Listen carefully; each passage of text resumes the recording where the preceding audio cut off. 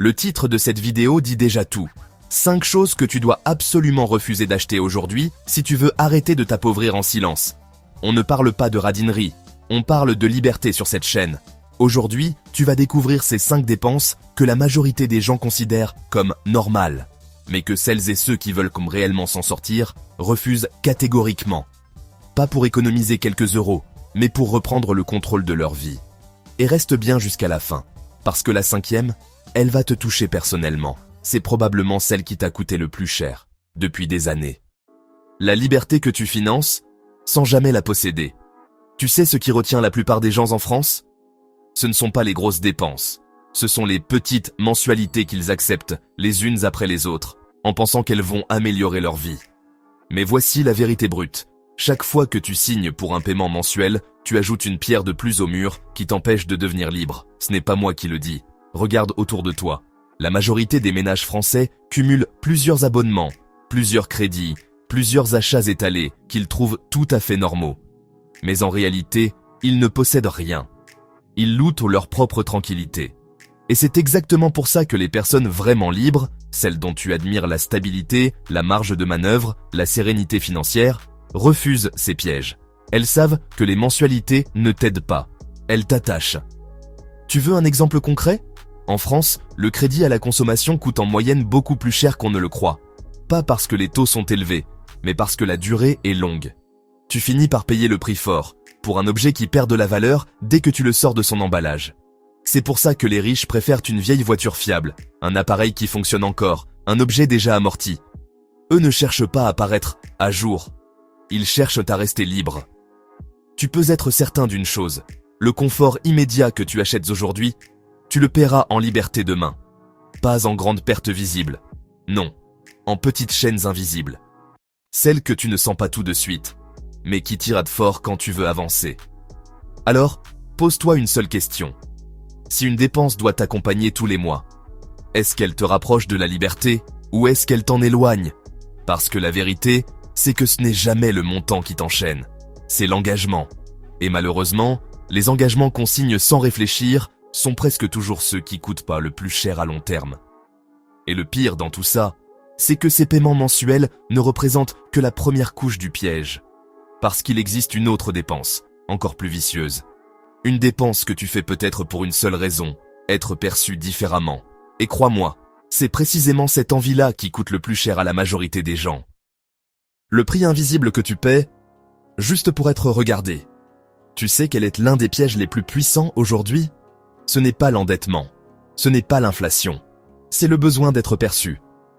Autrement que ce que tu es réellement. Et ce besoin-là, crois-moi, il te coûte bien plus que tu ne l'imagines. Regarde autour de toi, des milliers de personnes dépensent chaque année une petite fortune en vêtements, tendances, montres, qui en jettent, chaussures, dernière collection. Pas parce qu'elles en ont besoin, mais parce qu'elles espèrent acheter quelque chose qui ne s'achète pas. La considération. Et pourtant, voici une vérité que les gens ne comprennent pas. Le statut acheté est toujours un statut emprunté. C'est pour ça que les personnes réellement à l'aise financièrement n'y touchent presque jamais. Elles savent que la valeur ne se porte pas sur soi, elle s'accumule dans le silence. D'ailleurs, en France, la dépense annuelle moyenne en habillement grimpe chaque année malgré le fait que les salaires stagnent. Les familles se serrent la ceinture sur l'essentiel, mais continuent de financer l'image. Pourquoi ? Parce que la pression sociale est invisible. Elle se niche dans les regards, dans les attentes, dans l'envie de ne pas faire tâche. Mais voici ce que personne n'ose te dire. À chaque fois que tu achètes pour impressionner, tu te trahis. Ce n'est pas un achat, c'est une confession. Une manière de dire au monde, je ne me sens pas assez. Pendant ce temps-là, ceux qui savent, ceux qui s'enrichissent en silence, choisissent l'inverse. Ils refusent tout ce qui ressemble à une dépense de statut. Ils préfèrent une garde-robe simple, fonctionnelle, amortie, parce que leur argent travaille ailleurs que dans leur armoire. Et c'est là que la différence devient énorme. Tu peux dépenser pour être vu aujourd'hui, ou investir pour être libre demain. Mais tu ne peux pas faire les deux. À la fin, ce n'est pas la marque de tes vêtements qui détermine ton avenir. C'est la discipline derrière tes décisions.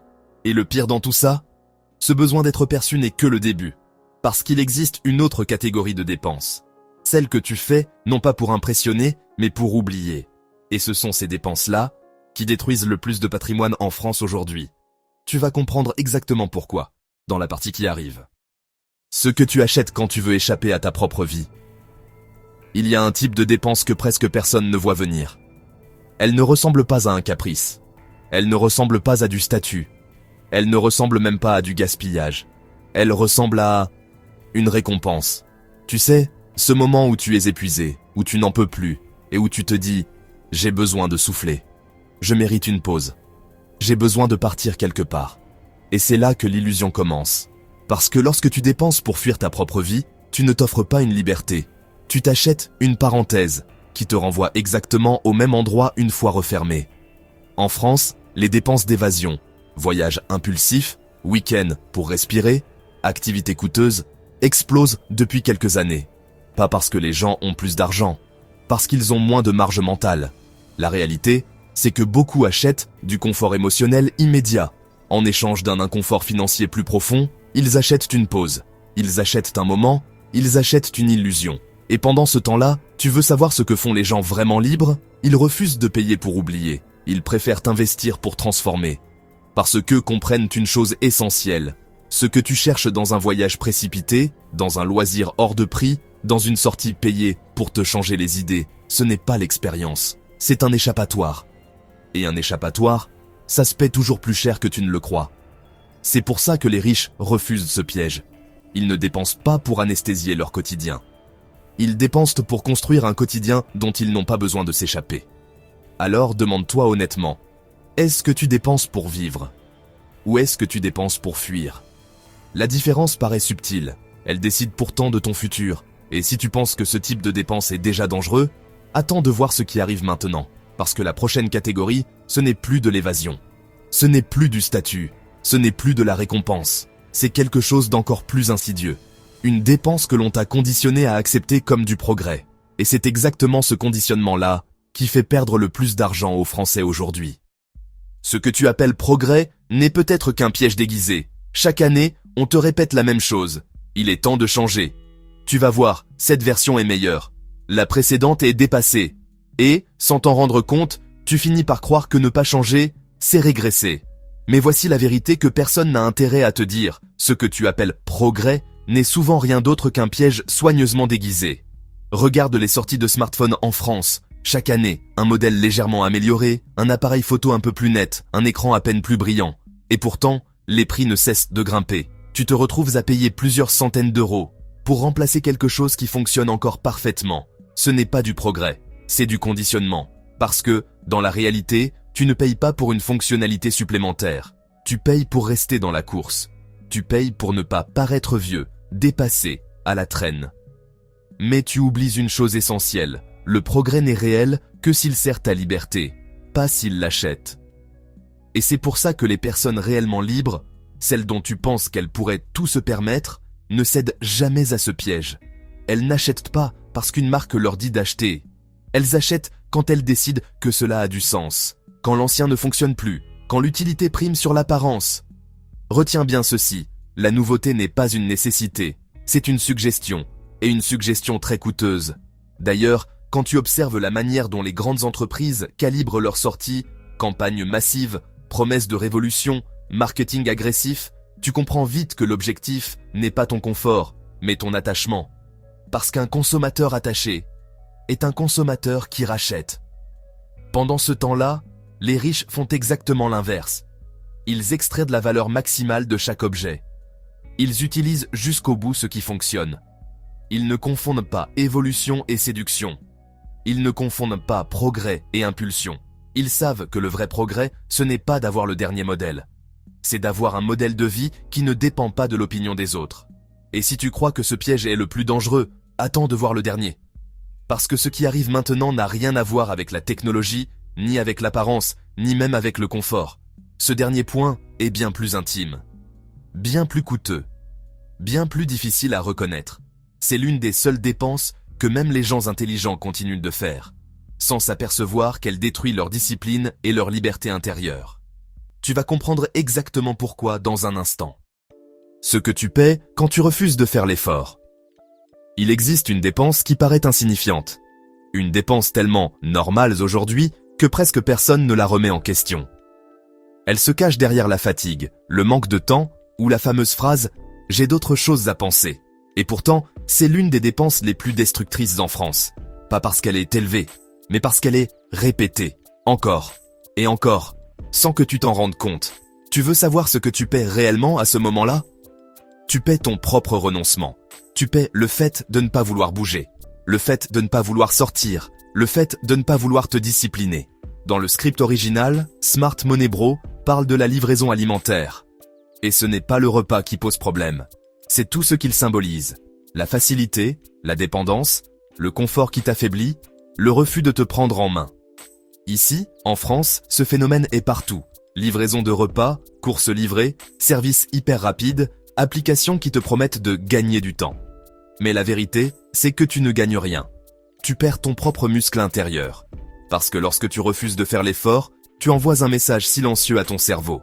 Je suis prêt à payer pour ne plus me confronter à la réalité. Et ça, les riches le refusent catégoriquement. Pas parce qu'ils sont radins, pas parce qu'ils aiment se compliquer la vie, mais parce qu'ils savent qu'à chaque fois que tu choisis la facilité, tu t'éloignes de ta propre force. Ce n'est pas une question d'argent, c'est une question d'identité, une question de discipline, une question de respect de toi-même. Le confort acheté est souvent la première marche vers la dépendance. Et la dépendance, elle, coûte incroyablement cher. Pas en euros, mais en liberté, en énergie, en capacité à te dépasser. Alors oui, cette dépense-là paraît inoffensive, mais elle a déjà volé à des millions de personnes leur discipline, leur santé financière et leur capacité à avancer. Et si tu te reconnais ici, ce n'est pas un reproche, c'est un réveil. Tu ne paies pas pour gagner du temps, tu paies pour éviter d'agir. Et c'est ce prix-là le plus lourd que tu peux payer dans ta vie. Et maintenant que tu connais ces 5 pièges, il reste une dernière vérité, celle qui explique pourquoi, même quand tu sais ce qu'il faut arrêter d'acheter, tu continues d'acheter des choses dont tu n'as pas besoin. Celle qui gouverne toutes tes décisions, tous tes automatismes et même ta manière de gérer ton argent. Et c'est exactement ce que tu vas découvrir dans ce qui va suivre juste après.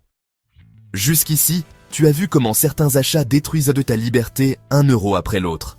Tu as compris que le statut, le confort ou même les petites facilités t'enchaînent bien plus que tu ne le pensais. Et tu as pris conscience que chaque dépense inutile n'est jamais qu'un oubli. C'est une permission que tu donnes à quelqu'un d'autre d'avancer à ta place. Mais ce que tu viens de découvrir, ce n'est qu'une fraction du chemin. Honnêtement, tu en es à peine à la première étape. Parce que si tu t'arrêtes maintenant, tu risques de continuer à refuser ce qui t'affaiblit, tout en oubliant d'investir dans ce qui peut réellement te libérer. Et ça, c'est le piège le plus sournois. Éliminer le mauvais, sans jamais nourrir le bon. La vérité, c'est qu'il te manque le volet le plus important. Ou dépenser intelligemment pour gagner en santé, en temps, en énergie, en rendement, même quand tu es frugal. Et sans ça, tu continueras à avancer avec un moteur à moitié éteint. Tu veux connaître la suite? Tu veux savoir quels achats transforment réellement ta vie, même si tu fais attention à chaque euro? Dans la vidéo qui va s'afficher à l'écran, tu vas découvrir les 10 achats qui rapportent bien plus qu'ils ne coûtent, ceux que les personnes avisées ne remettent jamais en question et que j'aurais personnellement aimé connaître des années plus tôt. Parce que si j'avais eu cette liste, j'aurais gagné du temps, de l'énergie et beaucoup d'argent. Ne fais surtout pas l'erreur de repousser ça. Tu risquerais de perdre encore des mois, voire des années, à éviter les mauvaises dépenses, sans jamais faire celles qui construisent réellement ta liberté. Le changement de tes habitudes ne se tient qu'à un clic. Regarde la suite maintenant, en cliquant sur cette vidéo qui apparaît, avant de faire une dépense qui te retient, ou d'ignorer un investissement qui pourrait te libérer.